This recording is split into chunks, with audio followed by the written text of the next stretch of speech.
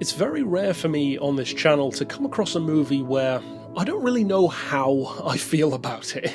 My feelings for films tend to be relatively clear-cut, and I don't usually need to watch something more than once to know if I like it. There are definitely films that if you watch it more than once, you'll get more out of it, or your opinion could change in some way, but usually the initial feelings that I have for a film don't really change. I know essentially if I feel that it's worth watching again, and whether or not, at least to some degree, I like it or not.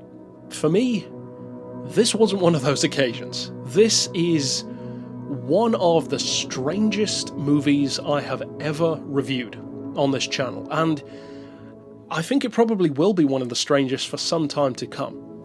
And what I mean by strange might sound strange to somebody who's already seen this movie and is then watching this review, because this is the kind of film where some people, I think, it's not that they won't get it, but they won't get why someone would find it so outlandish, especially compared to a lot of the other stuff that I've reviewed, such as extreme cinema, Martyrs for instance, The Human Centipedes, various others like that, where they're known for being extreme, they have a name for it, they're not artsy, they're not trying to portray some important message or some tragic story, they're just schlocky horror, in effect. They just happen to be made in a better way.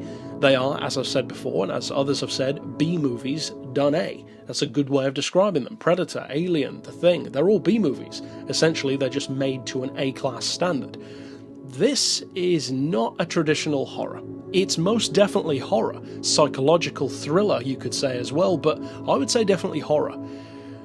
And it's a movie that I think I can explain, not in terms of the specific story, because that's very difficult to get into without spoiling stuff, but it's a movie which I would describe in an overarching sense as being a very refreshing retelling of the Frankenstein story. But beyond that, I can't really say much else as far as the specific tone. I can talk about filmmaking and performances and all that kind of stuff, which I will, but for the story itself, basically all I can tell you is that this movie, which is subtitled for those who speak English, it stars Antonio Banderas, who's pretty much great in whatever he's in. He's at least passable, if not great. He's the main character in this movie. He's a plastic surgeon, a very, very well-respected one, to the point where he even does it from his own home in a specially built surgery. He's got a gorgeous house, great car, people working for him around the house, and in one particular room, he has a woman locked up who cannot leave. A woman who, very early on in the film, you see he is trying to, in effect, perfect. Somebody who is trying to make look perfect. Literally. In a very literal sense, in fact. That is about all you need to know. Because from there on, you can kind of probably get the vibe of what I said about the Frankenstein story. It sounds very reminiscent of that, but in more of a male and female way than the traditional doctor creates monster way. But the reason why I call it that is very specific, and unfortunately I can't go into that unless it was a spoiler review, and I don't really do that many spoiler reviews, so possibly I'll have to leave that for another time. And to be fair, this is the kind of movie where I think I might actually end up having to do a spoiler review, because you just can't talk about why this movie is so strange without spoiling it. But suffice it to say, there are very few films that can make me feel like this one did. Not disturbed, but strange. As I said at the start, this is a movie where I don't know what I feel about it. I think that the movie definitely contradicts itself in some ways, but as much as that hurt my view of it initially, it doesn't necessarily make me like it now, but it's definitely understandable. And that self-contradiction is kind of ironically not a bad thing. It's part of the story, very literally. And to me, it's that one thing in particular which I can't go into, and it's not a specific decision made in the movie. It's more like the overarching plot, in a sense, where the movie both contradicts itself, but also makes its entire purpose known. And I found that very interesting. I think from a movie making point of view, this is an excellent film. It looks fantastic, the location is great, the colours are great, the camera, the shots, the transitions of shots, the way framing is used, a lot of wide shots of full rooms. The acting is great as well.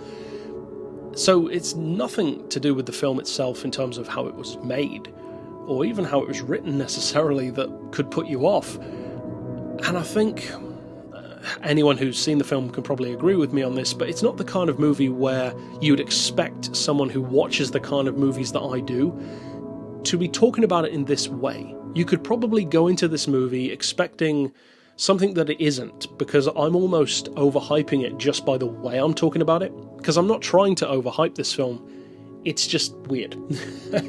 And that is that when you go into it, don't expect too much based on this review, or based on anyone's review. Go into the movie and don't try to work it out, just enjoy the ride. It's a character-based film, very deliberately so, very directly so.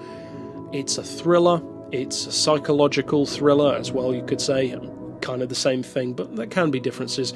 Horror elements in there also, tragedy, romance. It's got kind of a bit of everything to some degree, apart from maybe action.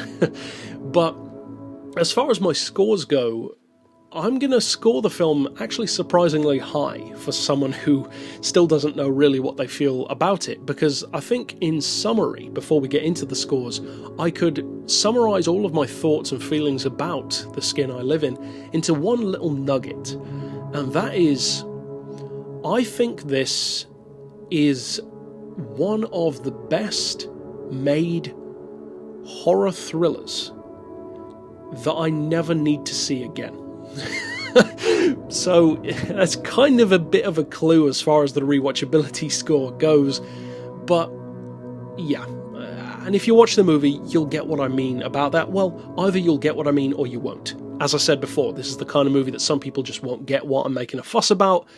It's very much so the kind of film that you have to think about it, but at the same time, you'll regret thinking about it, because the more you think about this movie, the more unsettling it becomes in terms of its core morals. It gets very, very murky once you think of it in that sense.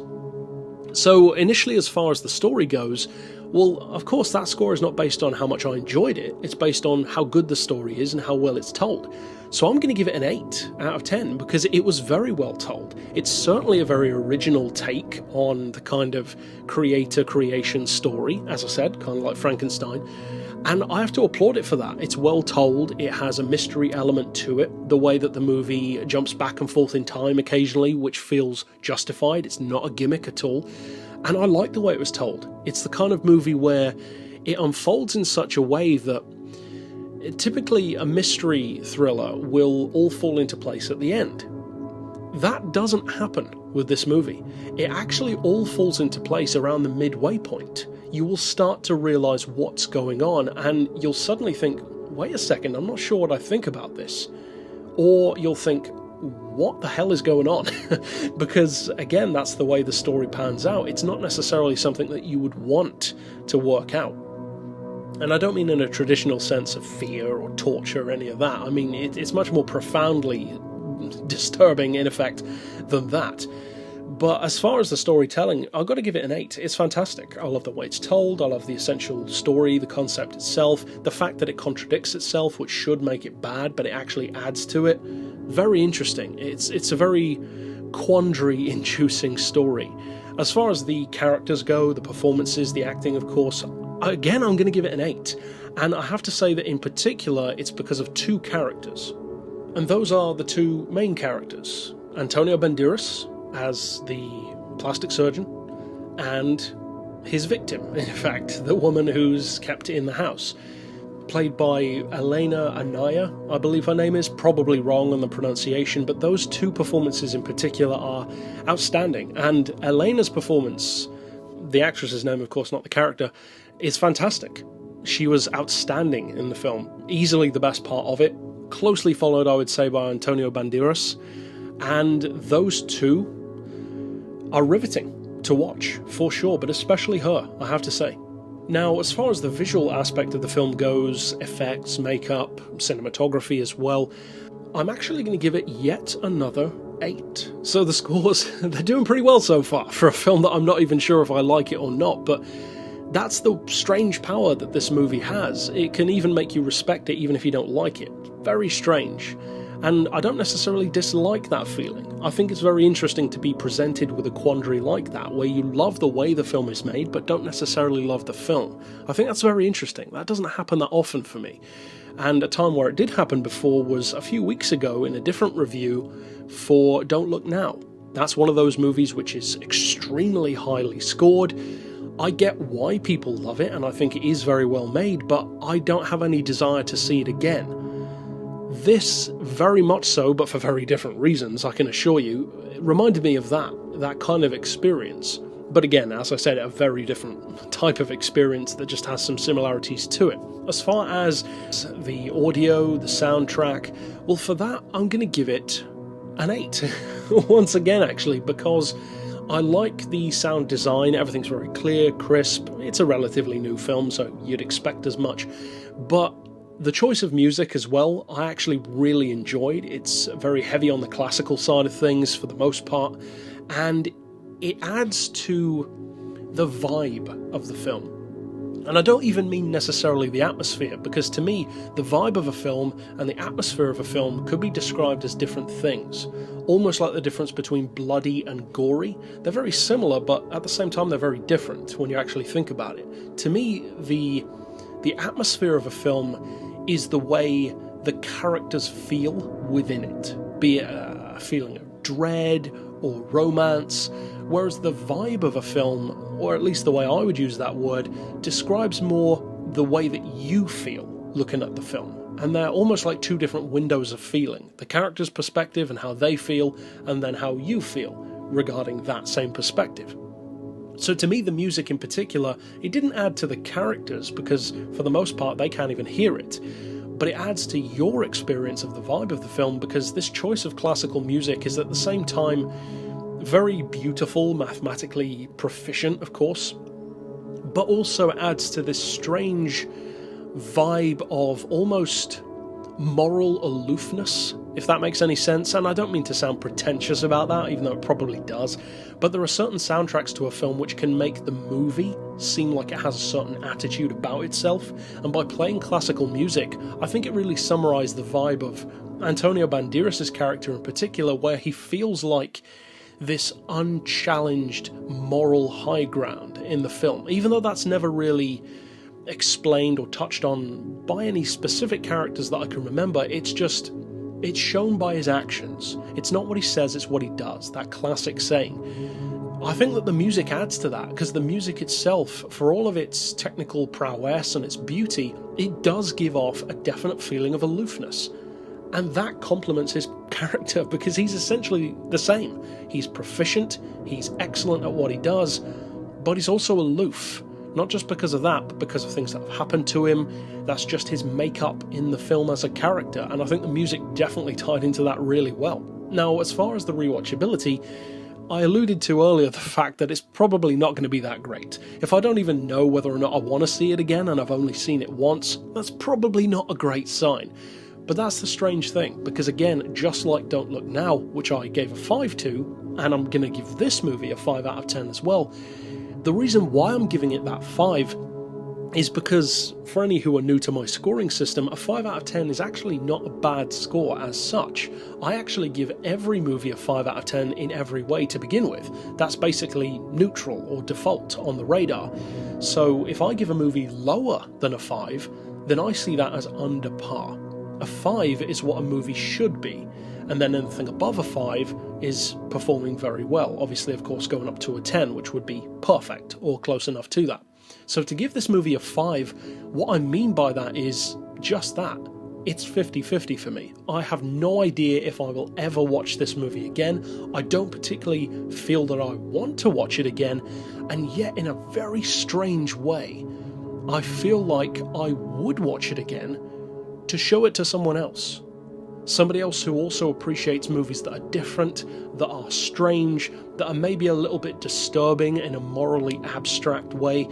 And for that, I have to give it some consideration, which at the same time is why I am giving it a 5 and not lower.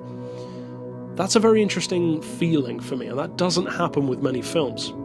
So overall, as a tabulation of all 5 categories put together, I am actually giving it a really respectable score of 3.7 out of 5, which actually works out to be a really respectable 7.4 out of 10, which is extremely high for a movie that I don't even know if I liked it or not. Because again, it's that quandary of a great film in terms of how it's made, but I don't even know if I like it or not. So if you feel like that appeals to you, if you want to watch a film that's very artistic in terms of how it sounds, how it looks, and the performances especially, but one which leaves you with a feeling where the more you think about it, the less comfortable you feel, a movie which definitely, no pun intended, gets under your skin, that's kind of the point, then check this one out.